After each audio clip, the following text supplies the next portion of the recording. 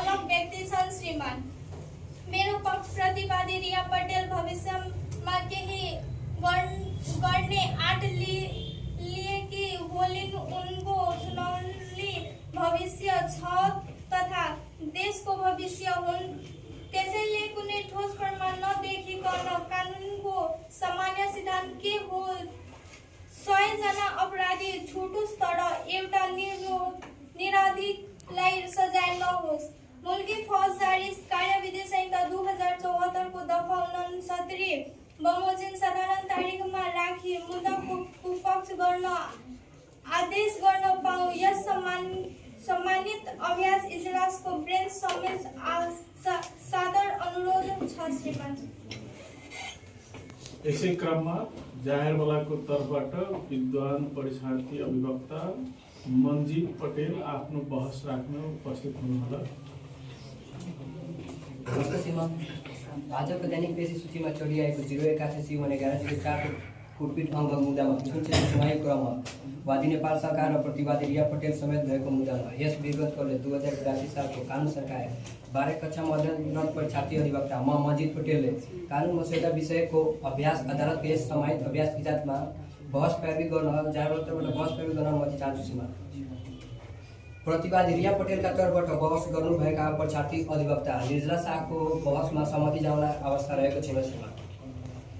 परीक्षार्थी न्यायाधिवक्ता निर्जला शाहले भन्नुभयो जाहेरवालाले आफ्नो अपमानको कारणले गर्दा आफैले आफ्नो हात भाँचेको हो श्रीमान। एकछिन सोध्नु श्रीमान।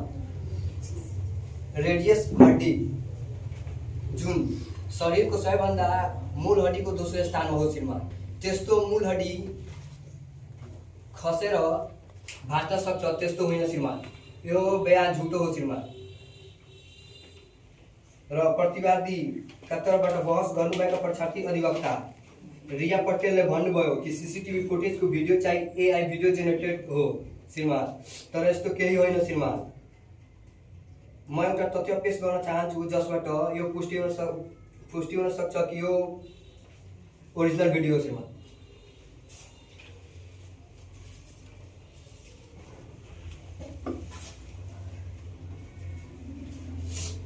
र परीक्षार्थी अधिवक्ता अंश यादवले भन्नुभयो कि एक मित्रले अर्को मित्रलाई सहयोग गर्दछ श्रीमान, तर कुनै साथीले आफू फसोस् गर्ने जस्तो बयान किन दिन्छ श्रीमान?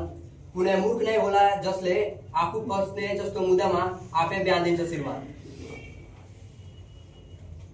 अतः यो बयान झुटा रहेको हो श्रीमान।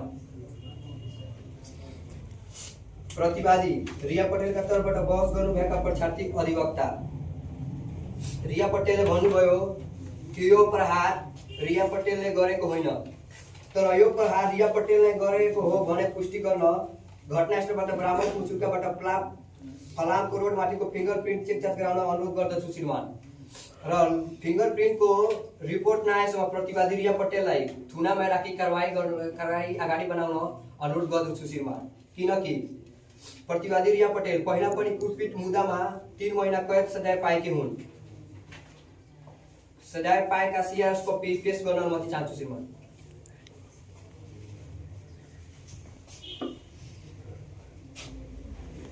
अतः प्रतिवादी रिया पटेललाई थुनामा राखी कारवाही अगाडि बनाउन यस समय अदालतसँग अनुरोध गर्दछु श्रीमान।